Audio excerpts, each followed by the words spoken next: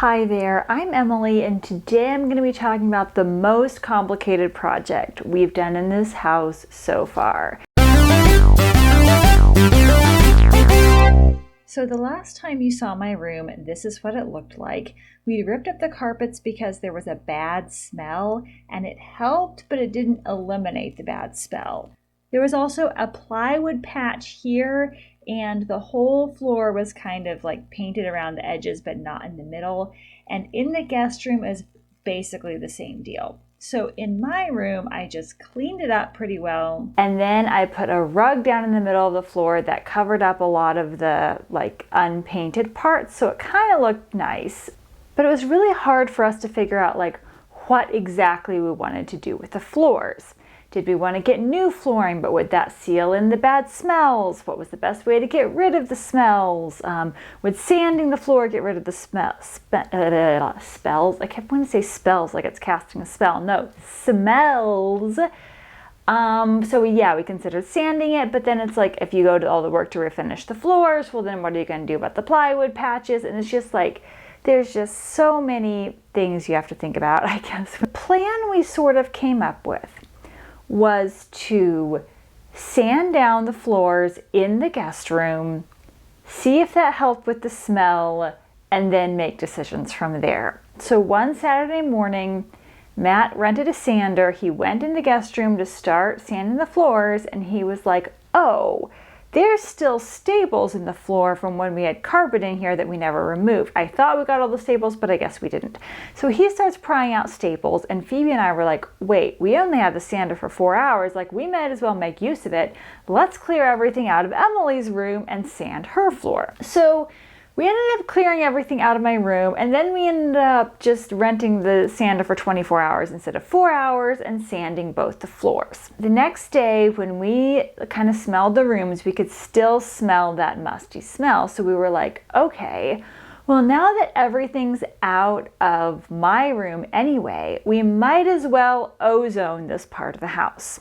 Now, I'm not exactly sure how an ozone machine works because I didn't do research on it before doing this video, but basically you can buy a machine that converts like the oxygen that's just in the air into ozone, which is a different type of oxygen which is toxic, and it kills mold. And it can damage some items, right? And so basically what we did is we moved everything out of my room, the bathroom, and the guest room, and because those three are all in kind of one wing of the house, and then we taped plastic over the doorway between that room and the rest of the house. We put a few things in the room that we thought might be moldy, like this wicker chair, some paintings I found on the curb, that ottoman that Phoebe found on the curb, like anything that we thought might have mold we put in with the ozone machine too, but everything else was out in the rest of the house. Matt had everything set up, like he had the ozone machine on an extension cord that went to the window, and so we moved out to the Airstream. Matt opened the window, plugged in the ozone machine, closed the window, and then it was like, okay, that's ozoning for 24 hours.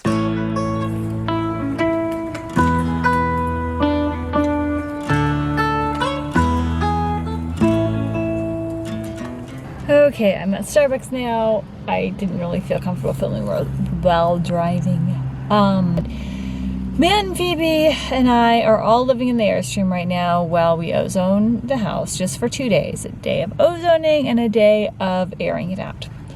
And they slept in one half of the Airstream with the little partition pulled, and I slept in the other half, which is great. It's great to have that partition because I could go to bed a little earlier and stuff. But this morning I realized that my clothes are on the other side of the partition. And I'm sure that they would have been fine if I would just went in there and got them. But let me ask you a question. Would you go into your brother and sister-in-law's bedroom while they were still sleeping to get your clothes, or would you just go to Starbucks in your pajamas, given the choice? I feel like going to Starbucks in your pajamas is just the better option, right? So anyway, I didn't really want to disturb them. So I had like all my toiletries and such, and I just went out to the garage and got ready to go in the garage bathroom. Only, I mean, I'm fine at the top. I'm just wearing the sweatshirt and t-shirt, but I'm in floral pajama pants. But it's a cold day, you know. I'm probably more comfortable in this than a skirt anyway. So people at Starbucks will just have to deal with the weird Mennonite girl in floral pajama pants.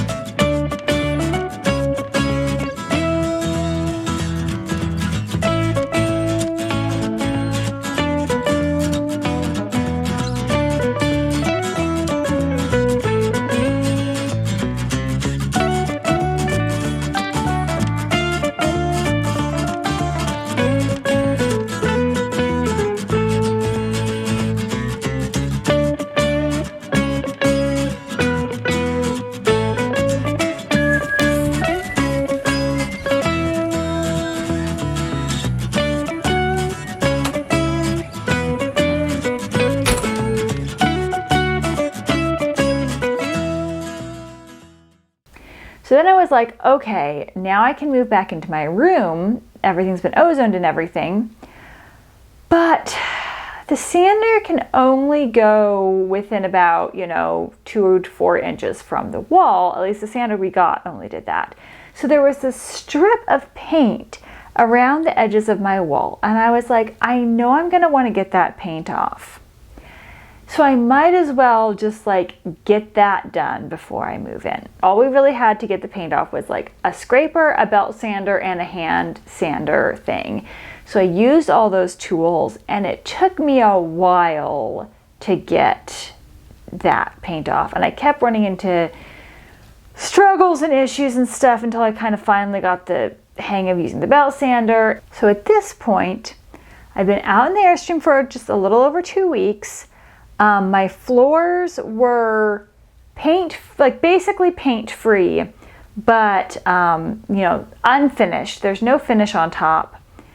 And the baseboards still looked kind of sketchy because, they'd been painted when the carpet was in. So the last inch or so of the bottom of the baseboards was a different color. And there was still the patches in the floor, which I was going to cover up the main patch with my bed. So that wasn't a big deal, except for the fact that one night a cockroach ran over me in my sleep. And I feel like the cockroach probably came out of one of these holes that are around the patch, because there were these big, 1/2 inch cracks all around this patch. And so I still had to take another few days to sand down and repaint the baseboards, which thankfully the people before us left paint here that was like the baseboard color, and figure out how to caulk. I'd never caulked anything before, but Phoebe and I got some caulking and figured out how to caulk up all those holes. So yay us.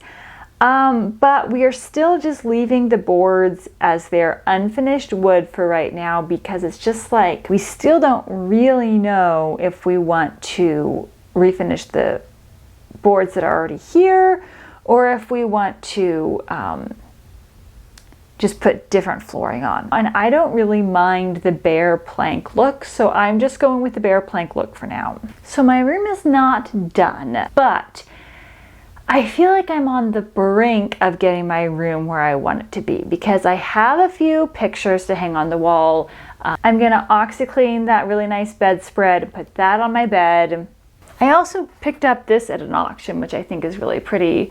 So there's definitely a little bit more I could do. I would like to get maybe some brass bookends. I would like to get a few more wicker things, but all in all, I'm getting to the point where my room can have a kind of put together look once I put everything together. So that's all for this week's video. I hope you enjoyed it, and I'll see you next week.